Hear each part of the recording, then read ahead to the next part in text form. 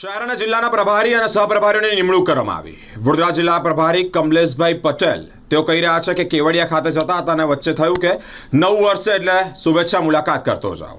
તેઓનું નિવેદન સામે આવ્યું છે। કમલેશભાઈ પટેલને જ્યારે પૂછવામાં આવ્યું કે જિલ્લામાં પાર્ટી વિરુદ્ધ કૃત્યો ચાલી રહ્યા છે, આવા અલગ અલગ સંગઠનો અંદર બની રહ્યા છે, શું કહેશો, ત્યારે તેઓએ આ બાબતે જવાબ આપવાનું ટાળ્યું અને ટોન્ટમાં કહ્યું કે બધું બરાબર જ ચાલી રહ્યું છે। હાલ અત્યારે કમોસમી વરસાદ પણ વરસ્યો, ખેડૂતોને રાતા પાણીએ રડવાનો વારો આવ્યો। અલગ અલગ જગ્યા પર લાખોની કરોડોનું નુકસાન થયું। જગતના તાત જ્યારે રડતા હોય ત્યારે સરકારની મોટી જિમ્મેદારી છે કે વળતર સ્વરૂપે કંઈક આપે।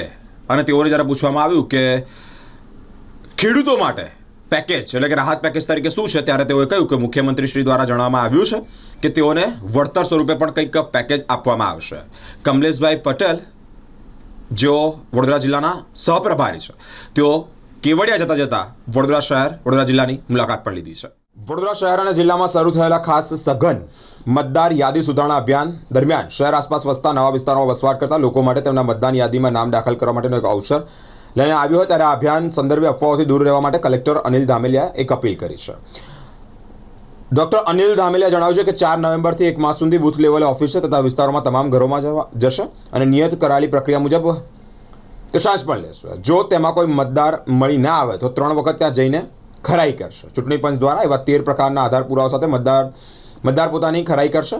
જિલ્લાના બૂથ લેવલે ઓફિસર દ્વારા 4મી તારીખથી 4/11 થી 4/12 સુધીમાં 27 તારીખના મતદાર યાદીના આધારે એન્યુમરેશન્સ એટલે ગણતરી ફોર્મ દરેક મતદારોના ઘરે જઈ તેનું વિતરણ કરવામાં આવશે। જો કોઈ મતદાર મળી નહીં આવે તો બીએલઓ દ્વારા દરેક મતદારના ઘરે ઓછામાં ઓછી 3 વખત મુલાકાત પણ લેવામાં આવશે। પ્રવાસ કેવડિયાનો પ્રવાસ હતો તો વચ્ચે બધા મિત્રોને આપણા પાર્ટીના જવાબદાર આગેવાનોને મળવાનો કાર્યક્રમ છે, મળીને નીકળવાનું છે। સર્વે પણ થઈ રહ્યો છે, કઈ રીતે હવે સર્વે થવાશે ખેડૂતોને?